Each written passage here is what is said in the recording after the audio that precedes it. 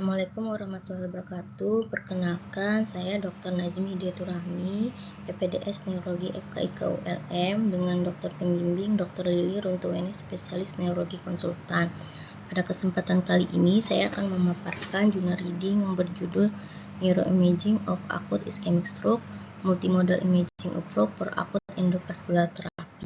Artikel ini berasal dari Journal of Stroke dengan indeks Scopus 1.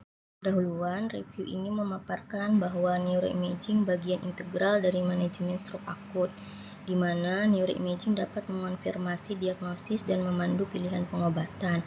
Neuroimaging juga dapat menyingkirkan pendarahan akut, mengkonfirmasi oklusi atau stenosis pembuluh darah, menilai viabilitas jaringan, dan mengevaluasi sirkulasi kolateral.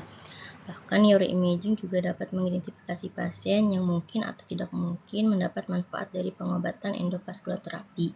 Beberapa guideline merekomendasikan penggunaan pencitraan tingkat lanjut atau multimodal untuk triase dan pemilihan pasien endovaskular terapi. Namun pencitraan tingkat lanjut tidak tersedia secara luas pada fasilitas kesehatan, sehingga algoritma dan teknologi yang variasi ini dapat memberi estimasi yang berbeda mengenai jaringan infak dan penumbra iskemik. Maka dalam jurnal ini membahas keuntungan dan keterbatasan dari kondisi neuroimaging saat ini dalam diagnosis dan pengobatan akut iskemik stroke. Modalitas pencitraan pertama itu pencitraan berbasis CT non-kontras, di mana CT non-kontras merupakan modalitas pencitraan yang paling umum untuk mengevaluasi pasien gejala stroke akut. CT non-kontras memiliki sensitivitas tinggi mendeteksi pendarahan intracerebral. Pada parenchyma otak seringkali tampak normal pada CT non-kontras dalam beberapa jam pertama setelah stroke iskemik akut. Perubahan iskemik akut dapat terlihat sekitar 30% pasien dengan oklusi pembuluh darah besar atau LVO sirkulasi anterior dalam 3 jam pertama dan 60% dalam 6 jam pertama setelah onset gejala. Pada CT scan non-kontras dapat dinilai aspek score, yaitu suatu skor semi kuantitatif yang digunakan untuk menjumlahkan tingkat keparahan perubahan iskemik akut di wilayah arteri cerebri media. Ini terlihat adanya perubahan iskemik dini. Pada gambar A, CT scan kepala aksial tanpa kontras berupa hilangnya densitas substansia gresia pada insular kanan, sebagian nuklea lenticularis, serta area frontotemporal kanan. Kemudian pada gambar B, perubahan lebih jelas terlihat pada CT angiogram. Kemudian pada gambar C, terlihat MRI DWI sebagian area dengan difusi yang menurun. CT scan kepala non-kontras dapat dinilai aspek skor. Aspek skor merupakan skor semi kuantitatif yang digunakan untuk menjumlahkan tingkat keparahan perubahan stroke iskemik dini di wilayah arteri cerebri media. Aspek skor ini terdiri dari 10 area spesifik pada wilayah arteri cerebri media, di mana pada gambar A, pada tingkat ganglia basalis meliputi nucleus caudatus, kapsula interna, nucleus lentiformis, insula, korteks MCA frontal M1, korteks MCA tempora anterior M2, dan korteks MCA posterior M3. Pada gambar B, pada area subganglionik itu terdiri dari korteks MCA frontal anterior M4, korteks MCA frontal lateral M5, dan korteks MCA frontal posterior M6. Aspek skor yaitu skala 0 sampai 10 sangat penting, di mana skor 6 sampai 10 merupakan prediktor kuat untuk hasil klinis yang baik pasca endovaskular terapi. Namun, studi terbaru seperti Rescue Japan Limit menunjukkan bahwa pasien dengan skor rendah, yaitu aspek skor 3-5 pun masih bisa mendapatkan manfaat dari endovaskular terapi pada waktu 6 jam onset.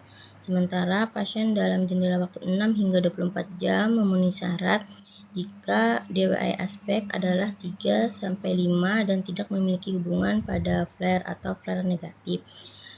Adapun keterbatasan aspek yaitu sensitivitas yang relatif rendah, reliabilitas antar nilai yang rendah dalam mendeteksi perubahan iskemik akut. Skor telah dikembangkan untuk iskemik sirkulasi posterior atau disebut PC aspek, yaitu sistem skor yang diturunkan dari evaluasi 8 wilayah berbeda untuk bukti perubahan iskemik akut pada area sirkulasi posterior yang ditampilkan pada irisan aksial CT scan kepala tanpa kontras. di mana angka-angka yang tertera menunjukkan nilai poin yang diberikan pada setiap wilayah. Midbrain dan pons bernilai 2, cerebral bilateral, thalamus bilateral, lobus occipital bilateral masing-masing bernilai 1. Selain itu, CT scan non-kontras juga bermanfaat untuk menentukan lokasi, densitas, komposisi, dan panjang trombus. Pada CT scan non-kontras, tanda hyperdense artery sign atau tanda arteri hyperdense yaitu adanya trombus intraluminal, yaitu spesifik pada 95% untuk oklusi arteri cerebri media. Namun tanda pembuluh darah hyperdense juga dapat diidentifikasi pada oklusi M2 atau dikenal sebagai dot sign, oklusi arteri basilaris, atau pembuluh darah apapun yang baru saja tersumbat.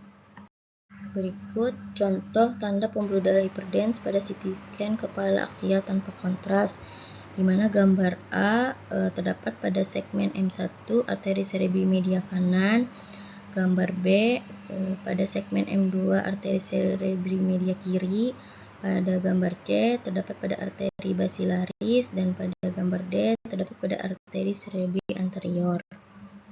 Modalitas pemeriksaan selanjutnya itu CT angiogram, di mana CT angiogram memainkan peran kritis dalam deteksi large vessel oklusi untuk stroke iskemik akut dan menjadi kunci keberhasilan histori dari berbagai randomized control trial yang diterbitkan setelah tahun 2014. Untuk uji klinis lain stroke iskemik akut mewajibkan penyertaan pasien dengan large vessel oklusi yang dikonfirmasi melalui CT angiogram, sehingga menyaring populasi pasien yang benar-benar dapat memperoleh manfaat dari endovaskular terapi.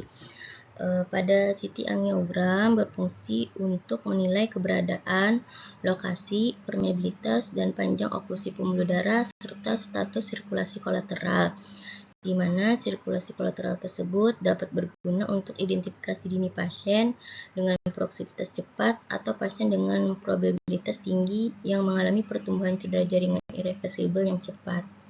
Modalitas pemeriksaan selanjutnya itu CT angiogram multiphase.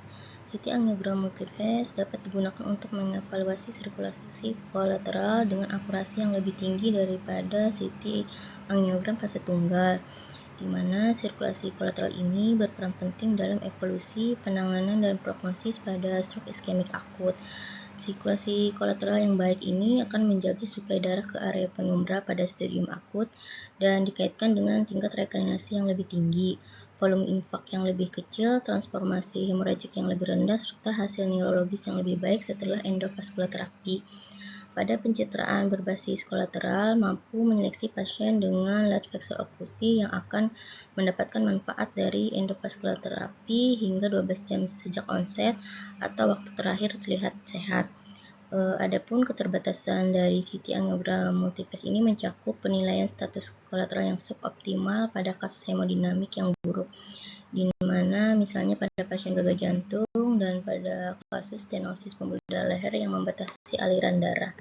Berikut contoh sirkulasi kolateral pada pasien stroke iskemik akut pada gambar A, yaitu pada CT angiografi pada pasien dengan oklusi M1 kiri menunjukkan wilayah arteri cerebri media kiri yang gelap karena kurangnya kolateral, yang kemudian dikonfirmasi pada gambar B dengan angiogram.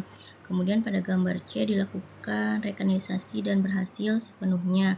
Namun pada gambar D terjadi perkembangan menjadi infak pada arteri cerebri media kiri yang luas.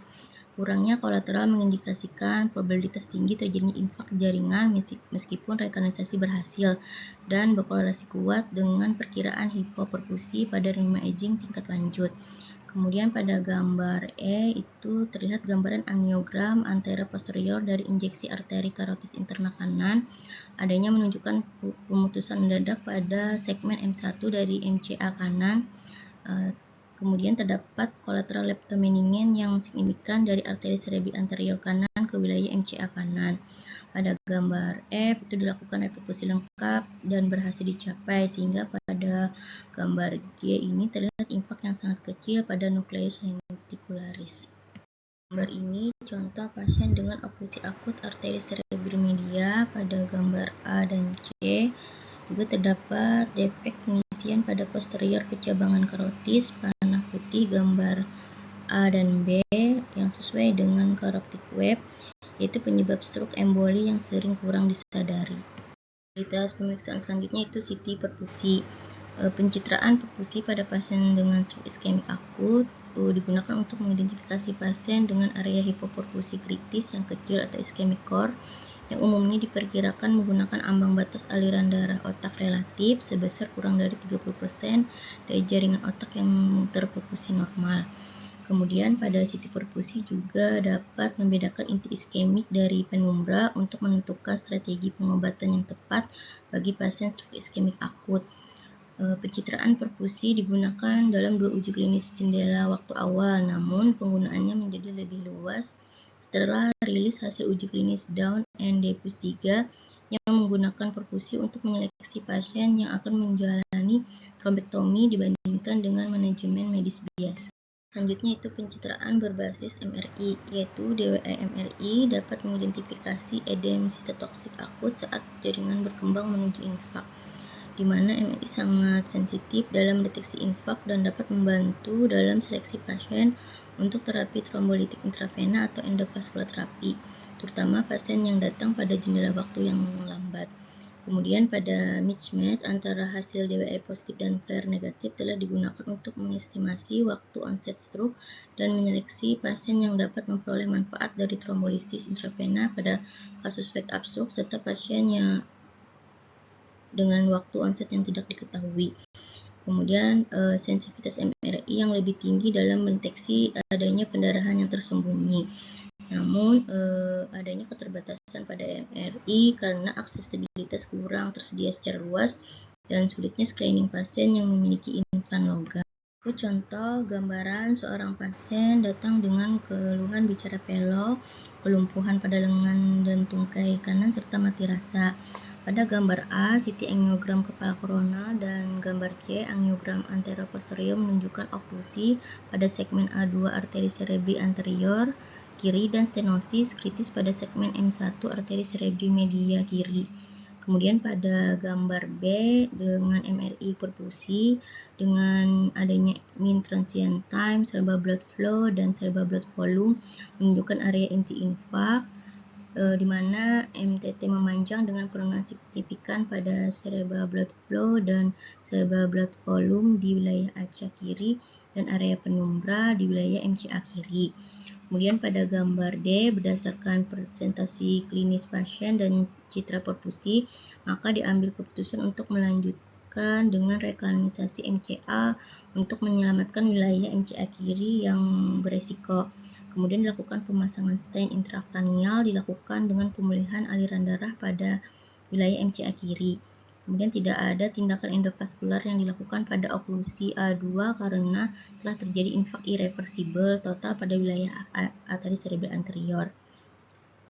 Kemudian pada gambar E dan P, MRI pada DWI menunjukkan infak di wilayah arteri cerebral anterior kiri dengan fokus yang kecil pada nucleus lenticular. Kemudian pada gambaran MRI pasien stroke iskemik akut, pada gambar A terdapat blooming pada visura silvii kanan akibat sebuah oklusi pada M2 yang dikonfirmasi pada angiogram cerebral gambar B. Kemudian pada DWI aksial menunjukkan area dengan difusi terbatas dengan tidak ada hiperintens atau flare yang signifikan.